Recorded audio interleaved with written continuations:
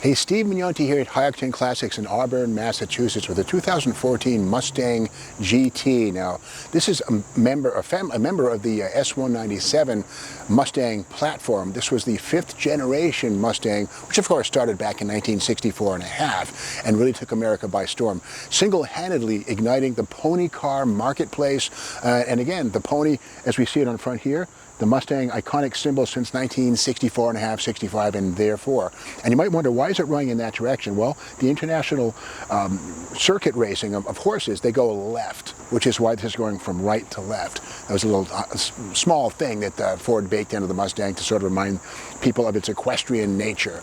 And Mustangs are famous for being fast and quick. Now, the S197 was built between 2005 and 2014. This is a 2014, the final version of the S197. Now, Ford stylist Jay Mays said the styling of these things was retro-futurism, and he borrowed a lot of the styling cues from the 69 Mach 1 and a variety of other Mustang features to bring this thing to life. Now, the beauty here is this has the 5-liter, which arrived in 2011. You see on the front fenders, we know that Vanilla Ice made the Cruising by 5.0. He made that famous with the Fox Mustang. Well, here it is again, 2011. It came back, and this is more than a pushrod 5.0. This is a dual overhead cam, 4-valve cammer with 412 horsepower. This replaced the base 4.6 single overhead cam engine, which only made 300 horsepower the year before in 2010 when the Mustang GT came standard with that engine. But this is a standard engine right here for the GT, the 5-liter, 412 horsepower, an amazing engine. Let's take a peek under the hood.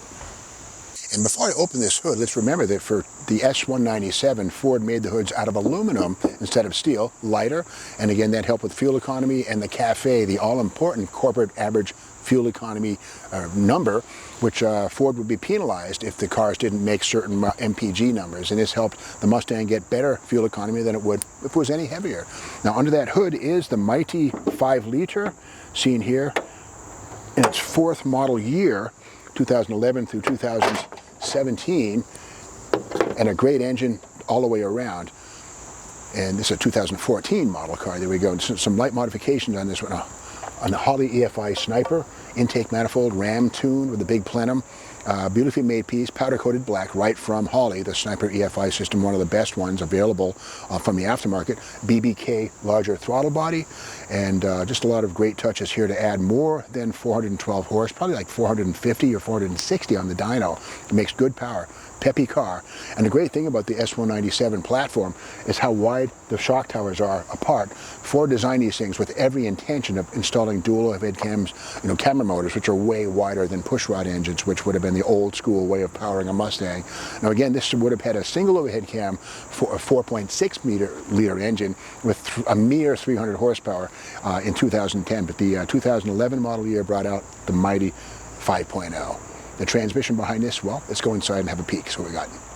Although you could order a Mustang with a front bench seat back in the 1960s, by the point in time this car was built, designed, and being sold, bucket seats up front were the norm and the rule. Much sportier than a bench seat ever could be. The center console is a standard item in these cars, and this one has the 6-speed manual transmission with double overdrive, so the car can get excellent fuel economy, probably 24 miles a gallon on the open road if you're driving it gently, and that's all about meeting the CAFE and staying away from the gas guzzler surcharge. But again, the console has plenty of room for things, a couple of cup holders right here, and of course the center stack right here has the shaker stereo system with the Microsoft InSync, or Sync I should say, powered by Microsoft system right there.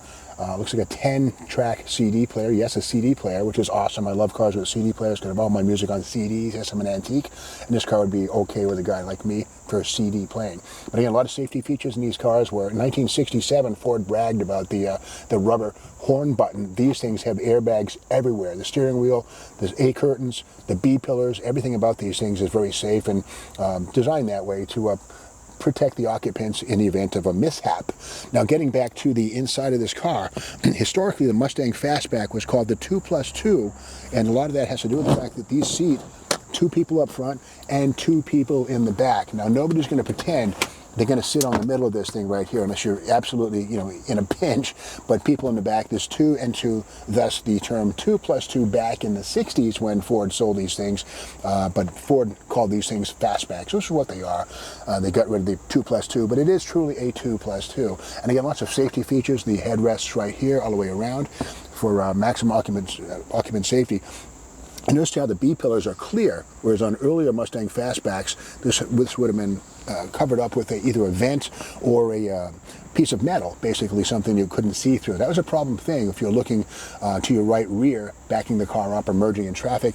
The glass windows here on the fastbacks were a major improvement for people who like to drive without getting into fender benders in parking lots. Cool, nice interior, beautiful piece. Elements of J. May's The Stylist's retro-futurism design philosophy is seen all over the 5th generation Mustang, right down to the triple taillights right here. But for the first time ever, these are LED and they're sequential.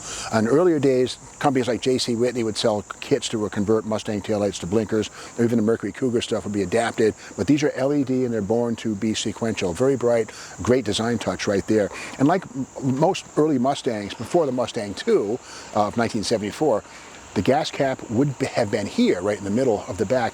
So the legacy of it here remains, but the actual gas filler is on the driver's side. It's basically a pop-open door right here.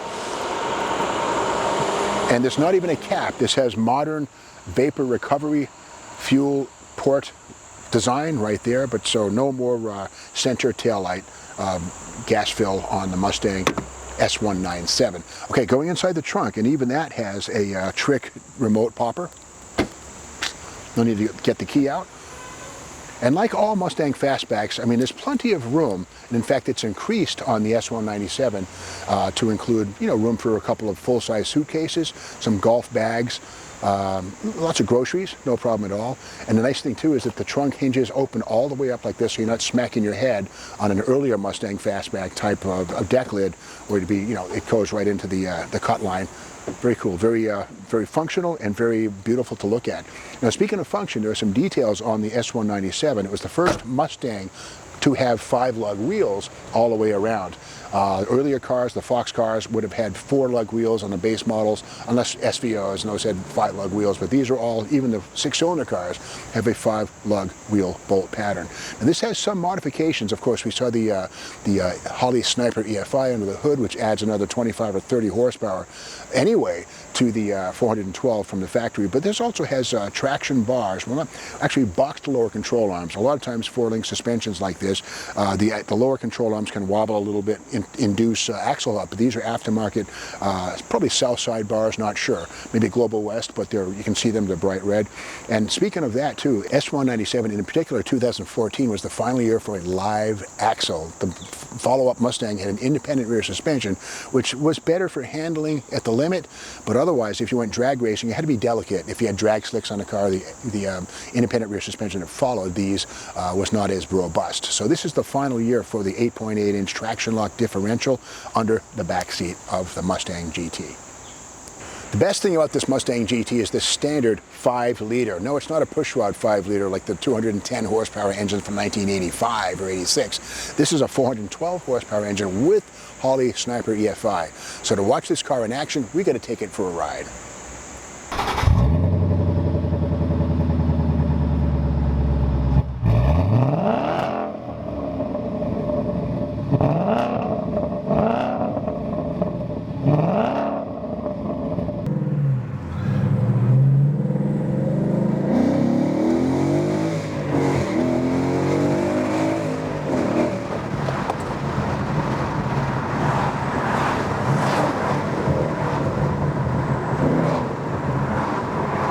What's up, everybody? This is Danny with High Octane Classics. We're going for a little cruising, something a little newer today, which is a 2014 Coyote powered Mustang with a 6-speed.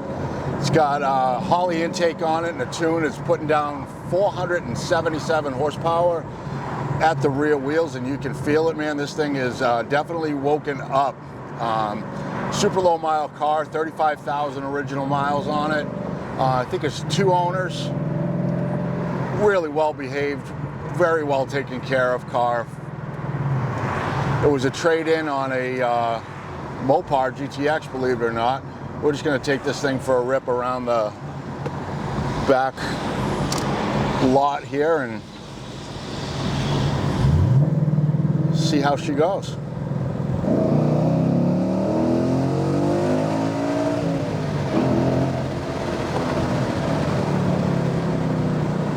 This thing pulls hard. That's a lot of fun. Really nimble, nice light car.